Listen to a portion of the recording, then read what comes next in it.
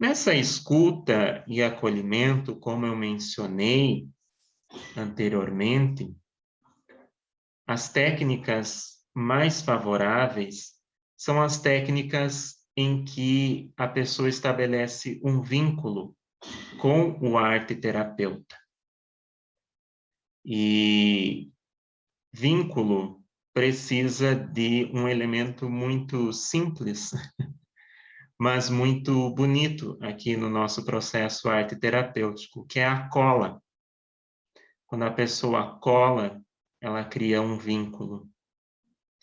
E esta é uma imagem de uma colagem de uma pessoa nos primeiros momentos da terapia dela, onde ela se apresenta por meio dessas imagens.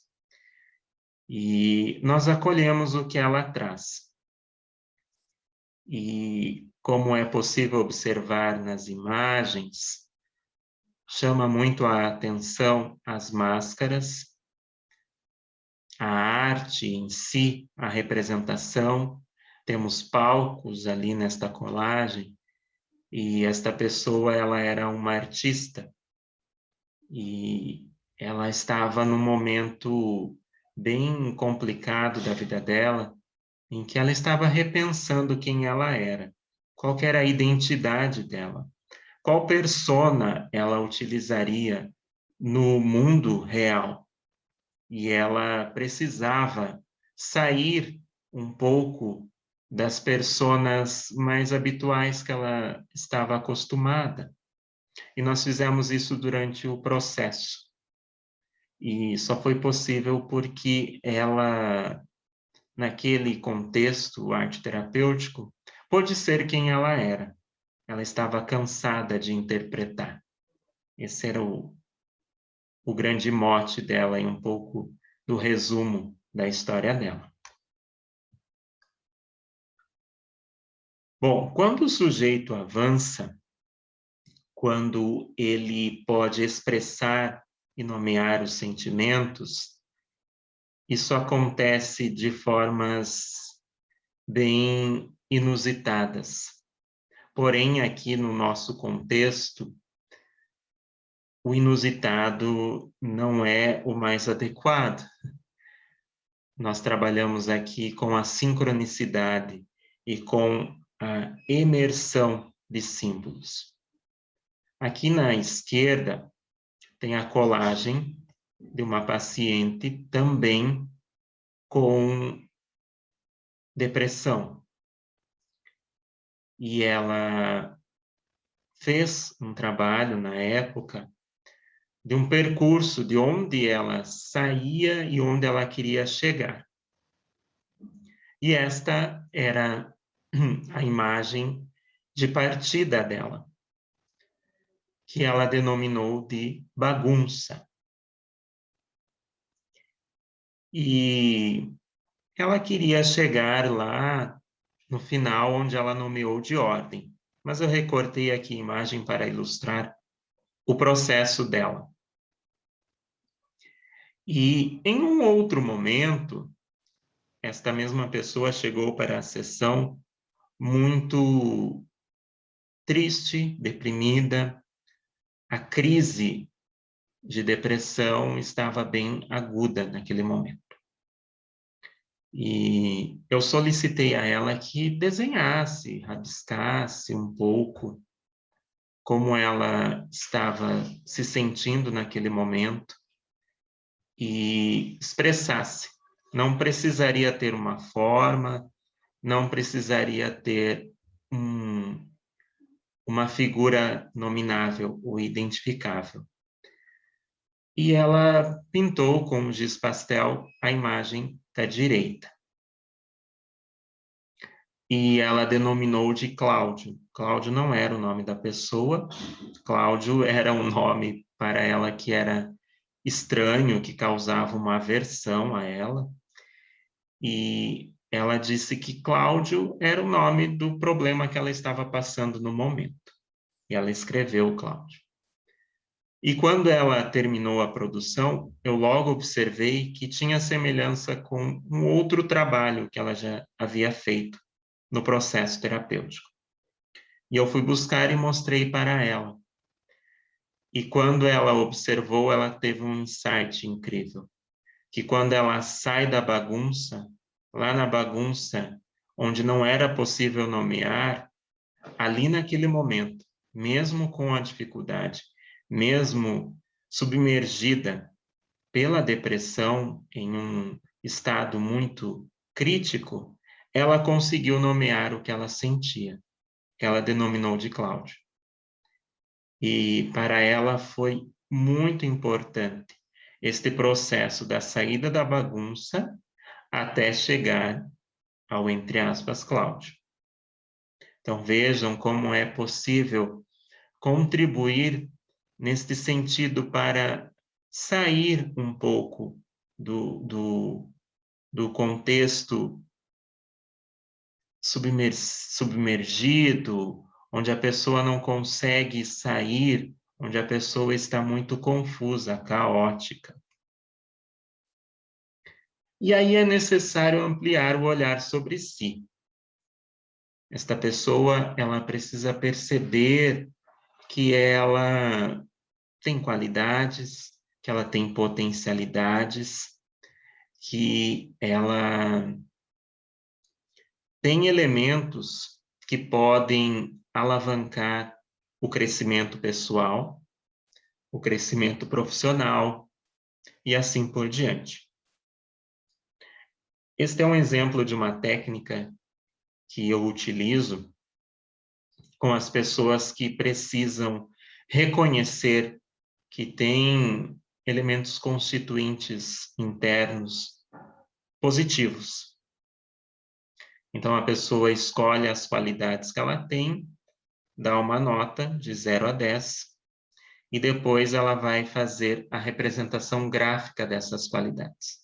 Então, ela cola os quadradinhos ou retângulos correspondentes à nota que ela deu para aquela qualidade ou habilidade. Ela escolhe a cor, ela mesma corta, como vocês podem perceber, os tamanhos são diferentes. Como eu falei anteriormente, não há uma preocupação estética. O importante é expressar o sentimento, é expressar aquele momento. Então, esta pessoa deu as notas, ela fez o gráfico dela, e nós fazemos a leitura. E o que foi muito interessante aqui neste caso é que o requisito comunicativa é o que mais se sobressai dentre os demais. Foi que ela deu uma nota maior e que quase sai da folha. E o insight que ela teve era de que o quanto ela não se percebia comunicativa. Por conta da depressão, por conta daquele ostracismo, ela não se permitia ver esta pessoa expansiva, comunicativa com o meio externo. E a partir deste trabalho, ela teve esta percepção. Ampliamos mais o olhar ainda, no sentido dela potencializar elementos que ainda poderiam ser alavancados. Que no caso ali vocês podem observar o ambiciosa e audaciosa. E ela complementou o ambiciosa com o não desistir. Com o quadro depressivo dela, ela tendia muito a desistir dos planos, dos sonhos. Ela também é uma adolescente, como estou citando casos, uma adolescente no momento de saída para cursar vestibular, para cursar uma universidade e tudo mais. E por conta da depressão, ela achava que não conseguiria passar no vestibular. E aí ela pôde perceber que era necessário não desistir, que ela era ambiciosa. E também ela era audaciosa. E para ela ser audaciosa, ela precisaria tentar. E dentro deste processo, ela percebeu que ela precisaria ou poderia tentar inúmeras vezes. Que tudo bem se ela não passasse no primeiro vestibular que ela fizesse, mas era necessário tentar. E também os outros elementos poderiam ser auxiliares, a boa memória para memorizar os conteúdos para o vestibular, a curiosidade, a esperança e tudo mais, como vocês podem observar ali no gráfico dela. Mas esta ampliação é que pôde fomentar a reflexão nela de que ela tinha elementos para chegar a este objetivo de cursar uma universidade. Como eu falei anteriormente, é necessário também levar o sujeito a compreender que ele está passando por um processo depressivo, ele tem um quadro depressivo, ou ele tem um diagnóstico de uma depressão. Há diversas nuances desta doença.